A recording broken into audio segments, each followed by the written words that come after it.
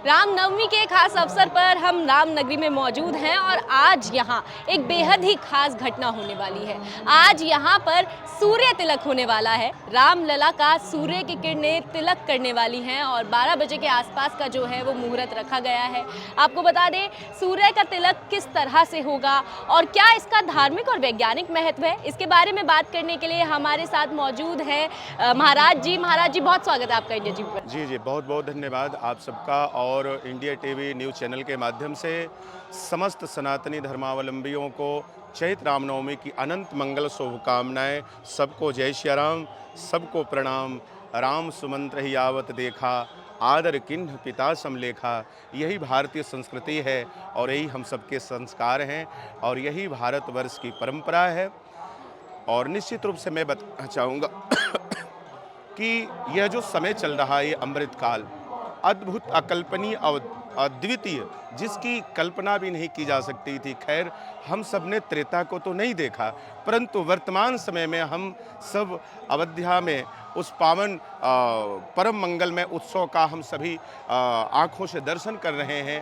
500 वर्षों के बाद जो नित्य, जो सदैव जो संघर्ष जारी रहे और आज जो उत्सव यह चल रहा है, सांची कहूँ तो आंखें भर जा रही हैं। जब चैत्र रामनवमी आती थी तो संतों की आंखों में आंसू होते थे। सभी संत आश्रम में रहते थे, परंतु भगवान राम टेंट में विराजते थे। वो घटना भी मैंने देखा है, अपने आँखों से हम सब ने देखा। उसके प्रत्यक्षदर्शी हम सभी प्रमाण हैं कि जब टेंट में भगवान विराजते थे, जब वह फट जाता था, जब बरसात, जब टपकता था पानी बारिश का, तो हमें टेंट को बदलने में भी न्यायालय से अनुमति मांगनी पड़ती थी। भगवान के वस्त्र फट जाते थे, भय लगता था कहीं वो सड़ करके गल करके नीचे न गिर जाए, क्योंकि वस्त्र को भी बदलने के लिए हमें न्यायालय से अनुमति मांगनी पड़ती थी। आज साची कहूँ कि आज प्रसन्नता है और समस्त सभी सनातनी धर्मावलंबियों के लिए ऐसा परम शुभ संयोग बना है। नवमी तिथि मधुमास पुनीता, शुक्ल पक्ष अभिजित हरिप्रेता। बाबा कविकुल दिवाकर संत शिरोमणि दास जी तुलसी बाबा ने वर्णन किया मानस में कि यह जो समय आज का है, चैत्र रामनवमी का ये अभिजित मुहूर्त है। ठीक 12 बजे भगवान का जन्मोत्सव हम सभी मनाएंगे, जिस अयोध्या में समस्त देवी देवताओं का आगमन हुआ है। और जैसे अभी वैज्ञानिकों ने सूर्य तिलक का ऐसा बड़ा सुंदर प्रेक्षण किया है, तो मैं बता दूं कि वैज्ञानिक तरीके से कि विज्ञान क्या कह रहा है, इसके पीछे बड़ा सुंदर वर्णन है कि सूर्य यह प्रत्यक्ष देव हैं हमारे जीवन के सत्कर्म के। और दूसरी बात यह है कि मेडिकल ऑफ साइंस के लिए, संसार के लिए सूर्य ऊर्जा के मुख्य स्रोत हैं। जैसे ऊर्जा की अगर बात की जाती है, विज्ञान अगर ऊर्जा की बात करता है, तो सबसे पहले सनलाइट का ही वर्णन आता है। तो सबसे पहले यह वैज्ञानिक तरीके से मैंने आपको संकेत किया कि सूर्य की जो ऊर्जा, सूर्य ऊर्जा के स्रोत हैं।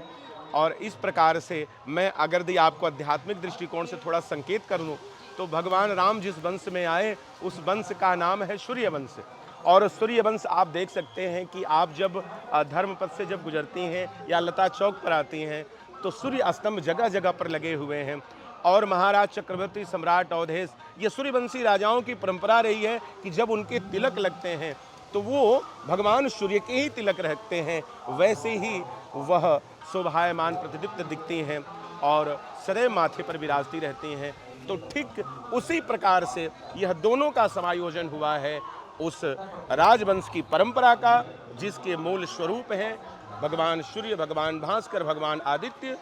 और वैज्ञानिक पक्ष कह रहा है कि सूर्य जो ऊर्जा के स्रोत हैं, क्योंकि जब भ्रिकुटी यहाँ तृतीय नेत्र होता है, कहते हैं कि थर्ड डिवाइन मतलब तीसरी आँख होती है।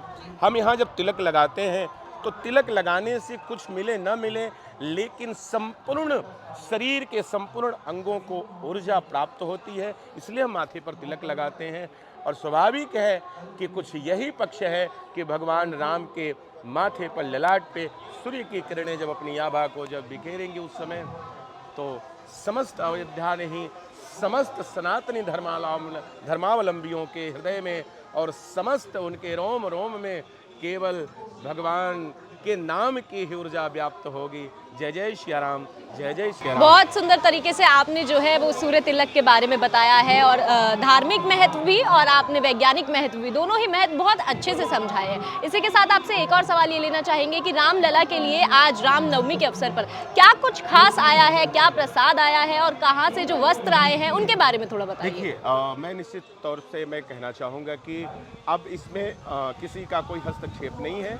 यह ट्रस्ट का अपना पक्ष है। ट्रस्ट अपने अनुसार प्रसाद की व्यवस्था करता है, ट्रस्ट अपने अनुसार भगवान की सेवा की व्यवस्था करता है और बाकी भक्तों की जो श्रद्धा है, भक्त अपने श्रद्धा सुमन को भगवान को समर्पित करें, वो ट्रस्ट को जाता है।